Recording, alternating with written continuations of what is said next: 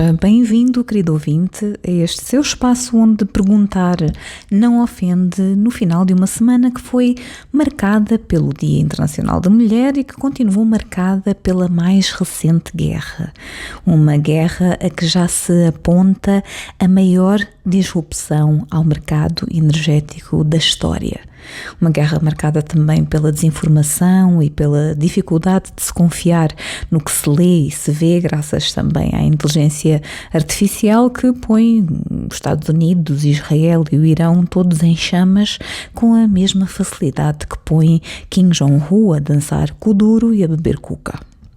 A propósito do Dia da Mulher e da guerra no Irão, Kristalina Georgieva, a diretora do Fundo Monetário Internacional, deixou esta semana o aviso: apertem os cintos porque a viagem vai ser turbulenta. Se o novo conflito se prolongar, vai afetar os mercados mundiais fortemente, vai afetar o crescimento, a inflação e, mesmo que o conflito termine, os choques, os aftershocks que se seguem vão obrigar a pensar no impensável e a preparar-se para isso mesmo. Com um quinto do fornecimento mundial reduzido em 90% devido ao fecho do Estreito de Hormuz, o FMI estima que um aumento do preço da energia de 10% vai gerar mais de 40 pontos de inflação, com a respectiva contração do crescimento. E agora pergunto eu, ainda há quem duvide de que essa inflação a nível internacional vai impactar até provavelmente mais a economia angolana do que o preço alto do barril no curto e médio prazo? Vem à mente a crise financeira de 2009 que começou nos Estados Unidos e que os economistas entre nós juravam que não iria atingir Angola até a crise virar a desculpa favorita para todos os falhanços governativos da década seguinte, de contração e crescimento anémico que o país viveu. Esses economistas visionários lideraram até bem pouco tempo a equipa económica do governo e continuam no aparelho de Estado a fazer das suas economias sem resultados palpáveis em termos de crescimento para o país. A propósito ainda da guerra no Irão, o conselho da chefe do FMI é curioso. O conselho é o investimento em instituições fortes capazes de suportar a resiliência das economias e o crescimento local. Um conselho que nos leva a pensar nas nossas instituições que esta semana marcaram também a atualidade entre nós. A instituição CNE voltou a eleger a famosa Indra, a empresa espanhola que fornece as soluções tecnológicas a 4 pleitos e que reiteradamente é alvo de críticas por alegadamente coadjuvar a fraude. Reza o ditado que à mulher de César não basta ser séria, há que parecer ser, mas esta mulher do sistema, a CNE, não parece nada preocupada com a sua imagem perante os eleitores. Vem eleição, tudo o que é criticável se mantém quando não se lhe juntam mais leis duvidosas que visam reduzir substancialmente a capacidade de controle do cidadão sobre o seu próprio voto. Também a propósito de mulher e porque se assinalou o dia 8, em que se presta reverência às conquistas sociais, políticas e económicas do género, a Primeira-Dama da República, cujo maior handicap político, na minha opinião, continua a ser o seu próprio marido, assumiu esta semana o lugar deixado vago por Nandó no bureau político do partido que governa. Vale lembrar ainda que por causa do mês das mulheres, o dito marido, presidente do MPLA e da República, assinou também recentemente um decreto de atualização do programa de privatizações que diz também respeito a outra mulher da família, a filha, no caso, que preside a Abodiva, o órgão que irá ser central para as privatizações a que o decreto 3626 diz respeito. Entre os ativos a privatizar está a Unitel, por exemplo, está a TAG, Indiama e por aí fora.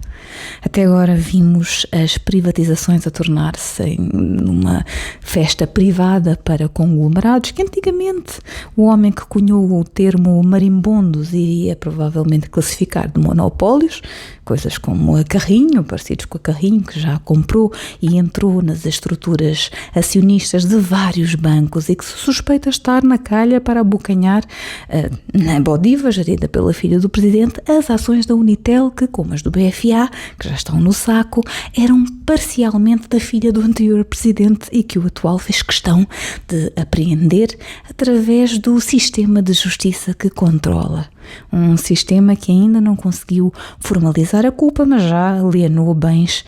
que ainda estavam em processo. Mais mulheres que estão a marcar a atualidade da semana e a propósito de justiça, uma delas é a Inocência Pinto, que é vice-procuradora-geral da República e um dos nomes mais fortes à corrida à chefia da Procuradoria-Geral da República. No ano passado, a propósito de uma reunião entre o Comitê de Proteção de Jornalistas para que Trabalho e a Procuradoria-Geral da República para advogar pela descriminalização dos crimes de imprensa, nomeadamente a difamação, tive a oportunidade de conhecer pessoalmente a vice-procuradora e de ficar muito bem impressionada com a sagacidade, com a capacidade de liderança, praticidade, determinação que a senhora demonstrou durante o encontro em que esteve a representar a PGR. Percebeu facilmente que Angola, criminalizando o jornalismo através dessas leis herdadas lá do tempo do colono, em níveis recorde na região, só perde em termos de imagem internacional e prestígio, porque não cumpre com acordos da União Africana, acordos da ONU, perde em termos de tempo, porque vários outros países na região já descriminalizaram a difamação, perde em termos de recursos consumidos pelo próprio sistema de justiça, que devia estar focado e preocupado com o crime sério, e até perde também em termos de compensação para quem se queixa, que anda ali anos a arrastar essas ditas queixas. Mas pergunto-me, olhando para as nomeações do Presidente da República e coisas que o Presidente da República terá dito na altura das nomeações, como portem-se bem, não atrapalhem os negócios, coisas que o Presidente diz, se as qualidades visíveis da Procuradora não serão precisamente o que lhe pode criar dificuldades de acesso a esse cargo, como acontece em regimes de meritocracia perfeitamente ausente.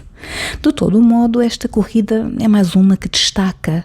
o que está fundamentalmente errado com o nosso sistema e que compromete as tais instituições que a chefe do FMI vai dizendo serem a esperança para navegar os tempos que se avizinham. O Presidente ter a última palavra sobre o nome que vai assumir a Procuradoria-Geral da República corrói a olhos vistos a independência do órgão, assim como corrói a independência dos tribunais e dos outros órgãos de soberania, em que é o mesmo Presidente da República a baralhar, a dar as cartas, a ditar quem ganha o jogo.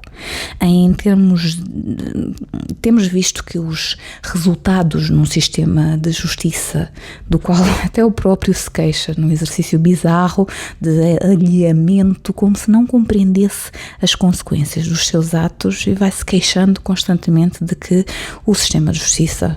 que no fundo dirige não é levado a sério em lado nenhum. Mas é com esperança, querido ouvinte, sempre, que marcamos aqui encontro. Até à próxima, na sua Rádio Essencial.